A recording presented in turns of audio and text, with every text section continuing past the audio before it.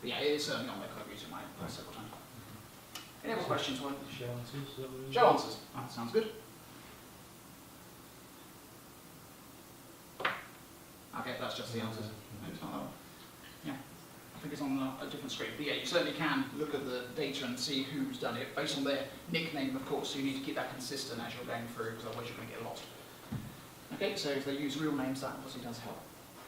Okay, I'm going to move on now. So the next one I'm going to show you is a real-time whiteboard. Now, you may think that a whiteboard is quite mundane, really, isn't it? It's well, there's one there, and it's just sitting on the board, doesn't really do very much. When you want to get other people to use your whiteboard, what do you tend to do? And it sounds like a silly question. What do you tend to do?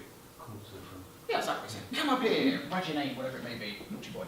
Whatever they've done, and they've put their name on the board. So you're physically asking the children to then come up and to share your whiteboard. Now, this particular resource, I'm hoping, fingers crossed, that this one's going to work as well, because, again, this is one of my favourite websites.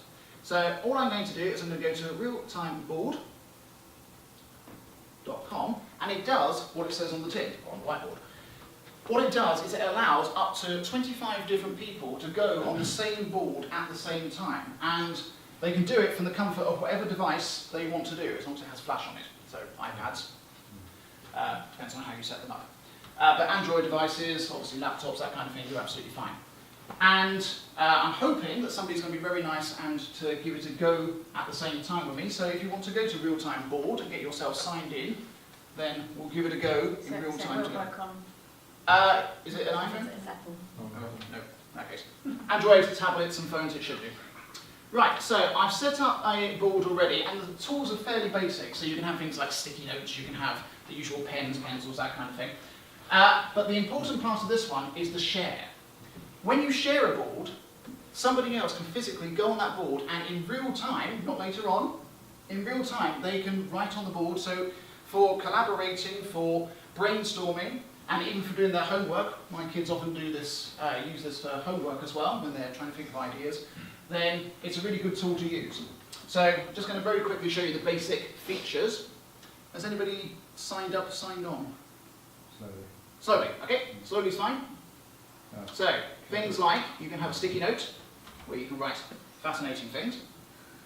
But it has all of the usual tools. So if this was touch enabled, my laptop is, so I can do things like that, then you can see that you can write straight onto it like you would a normal whiteboard. This saves onto the site, which means then you can use it again and again if you want to. And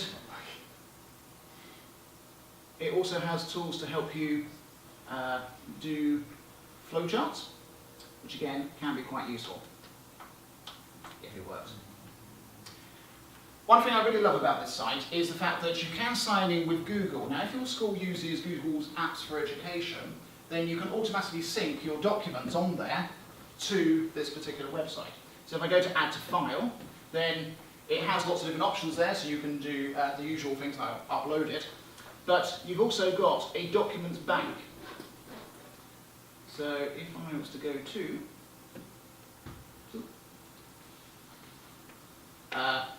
Photos and Google Drive, then it's asking me to authorise it because I haven't done so far, but that will then take you to your Google Docs Drive account, and then you can actually put docs on there for the children to read, and they can actually edit them at the same time. So again, it's a really powerful tool to be able to use. And it saves it all online automatically, so if you have a habit of losing lesson plans, then it's quite a nice one to use. Has everybody managed to sign up to it? No? Okay. Right. So we'll skip the interactivity, but it's really quite nice to be able to see somebody else writing on your board. It's almost like a ghost, and I have used that before as well. So, oh, look at my board, somebody's using it. iOpera definitely can't do on iPhone though. You can't do it on iPhone, okay? No, you can't. Right.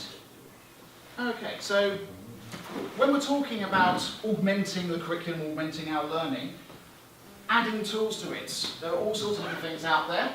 For those people who know me on Twitter and online, then hopefully you know that I've got quite a large website with this kind of thing on there. So, the third thing I'm going to be talking about is the augmented educator. Now, what do you think I mean by that, considering I've got those couple of things up there?